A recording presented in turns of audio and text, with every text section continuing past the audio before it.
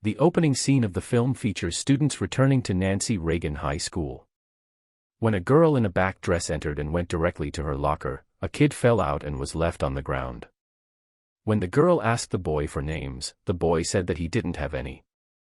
She held the boy's hands while telling him to gather himself, but she was plagued by visions as she later learned he had been trapped there by a bunch of boys. The girl brother, whose name is Wednesday and whose brother's name is Pixley, was the one who was locked up. The only person who can torture her brother is her, Wednesday declares to a group of people swimming and having fun at a pool. She then chastises the group for torturing her brother. Wednesday's parents sent her to Nevermore Academy since she had been expelled from her previous school, and the boy's family intended to press attempted murder charges.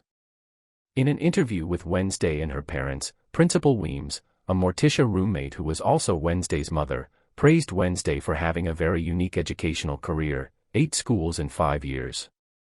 Weems claims that Nevermore doesn't often admit students in the middle of the semester, but after a family's long association with the school and Wednesday's perfect marks, she spoke with the board and they made an exception.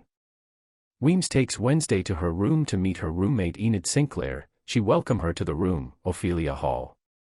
Enid was giving Wednesday a tour on their way to the registrar's office to pick up her new uniform. On their way, they meet Ajax, who heard dirt about Wednesday and was sharing Enid, her roommate, that Wednesday eats human flesh, which makes her totally murdered. She should watch her back, not knowing she was at Enid back. After changing into her new uniform and speaking with her family one last time before they left, her mother told her to abandon any plans to flee the school. She told her mother that she had underestimated her. Morticia told her that she had grown to love Nevermore and had found it to be just as transformative as she had, and she gave her a box before they departed. Sheriff, a police officer, and his colleague discovered a man dead, killed by a monster, and they started looking into what truly happened. Sheriff said the killer wasn't human and had ties to Nevermore, but he had no proof. Back at Nevermore, Wednesday was dividing the room when Enid confronted her. She said she prefers silent, and they were engaged in an argument.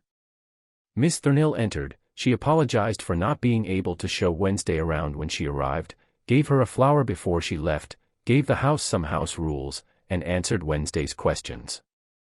Bianca and other was in training practicing. Wednesday walked in and saw Bianca win a fight and abusing her colleague that he sucked for not practicing more. She was angry and told her coach when will she get a real competition and asked if anyone will like to challenge her.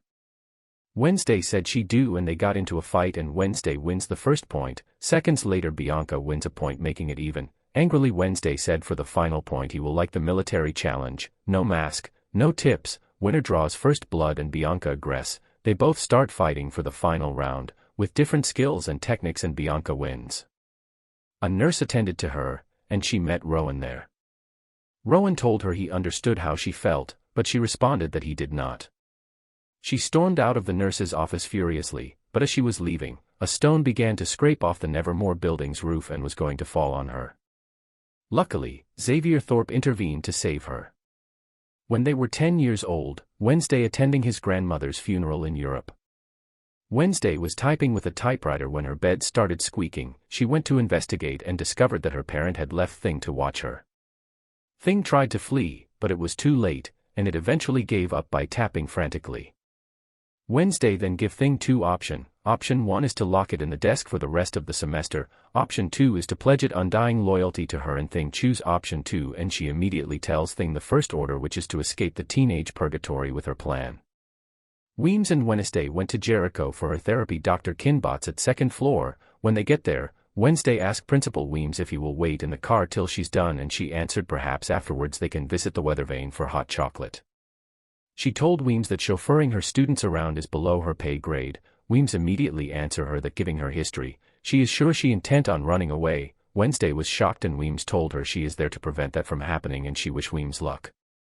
At Dr. Kinbot's office, she told her she read the note from her school counselor Mrs. Bronstein. She offered her a seat and asked how she feel about it. Wednesday answered and said vindicated. They also discussed about the boys she punished in her formal school and she angrily stood up to leave, but Kinbot told her they aren't done yet. Kinbot started explaining why the therapy section she was having at the moment is so important, especially to the life that she want. Unfortunately, she replied and said she knows the life that she want. Kinbot asked her to tell her about it, saying everything they said in the sessions is strictly confidential.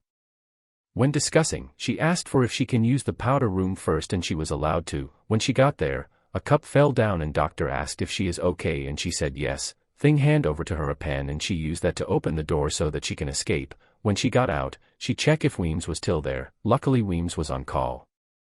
She got into a restaurant where she meet Tyler who was having a problem with the coffee machine and she make a deal. If she repair the machine, then he will call the taxi. Tyler said she should try Uber because there's no taxi in Jericho. She asked for train and Tyler said the nearest station is Burlington and it's half an hour away from Jericho. Tyler asked where she is going but she replied, that's on a need-to-know basis.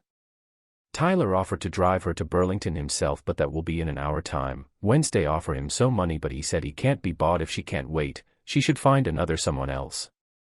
While waiting for Tyler, some boys approaches her that what will Nevermore freak doing in the wild. They told her that they work at Pilgrim World which one of the guy approaching her own and she called them stupid. Tyler get there to stop them from fighting but she said Tyler should stay out of it and they start fighting. She beat them in minutes. Tyler asked where she learned the kung fu move and she said her uncle taught her. Tyler dad sheriff who was a police walk in and was surprised how a girl beat 3 boys. Weems walked in and said Ms. Adams let go. Sheriff said Gomez Adams is behind bars of murder guessing the apple doesn't fall far from the tree. He told her he will keep eyes on her and Weems took her way. On their trip back to Nevermore, Weems revealed to Wednesday that she was already on Sheriff Galpin's radar on her first day in Jericho.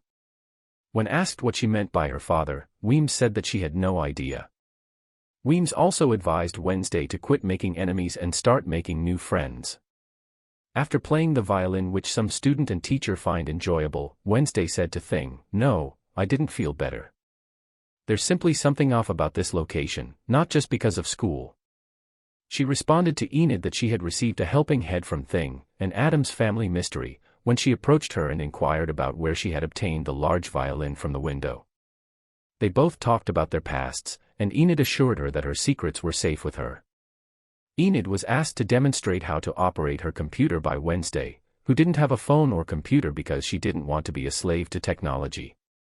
Tyler made a video call after receiving a message from Thing sent by Wednesday telling him to do so. When Tyler asked if it was Wednesday's pet, Thing became a little irate. She said if Tyler is still wailing to help her escape, she tells Tyler that there's festival coming on and she will like to use the opportunity. Tyler agreed to help and he offered to charge her nothing. She asked why and he said because he wished to go with her. At the festival, Enid and Wednesday was standing and Enid asked her if she can trust the normie and she said she can handle herself. Tyler is having an argument with his dad pretending not to know Wednesday will be at the festival and her dad gave him 12:30 to return home. Enid wished her good luck and safe journey but still didn't urge Enid, Principal Weems on still watching Wednesday closely. She bought a teddy bear from a vendor to divert Weems. Tyler had obtained the Addams criminal file and given it to Wednesday. As they were about to leave, some bad guys crossed them, the guys she beat at Jericho, and they ran away joining the crowd. Wednesday was plagued by visions of Rowan being killed. Tyler told her they needed to leave, but she ran after Rowan who was immediately running away when she called him, stopping him and warning him he was in danger. She was thrown to a tree and by Rowan who is also the gargoyle. His mother was a powerful seer years back at Nevermore when she was a student. She drew a picture of Wednesday saying she will be the one to kill everyone. She told him about the picture before she died. His mom told him it is his destiny to stop her from destroying the school and killing people if she ever came to Nevermore. As he was trying to kill her, a monster came out and killed him. Wednesday dad and mom called her at Nevermore asking her how her first week was. She was in her tot and said, "Let's see, I narrowly avoided death twice, discovered that her father may be a murderer, learned that she could potentially destroy the school, and was mysteriously saved by a homicidal monster." The film ended by her smiling and told her mom, "As much as it pains me to admit, you were right, mother. I think I'm going to love it here." I hope you enjoy this recap. If you do, please like, share and subscribe. Encourage me to do more. Thanks.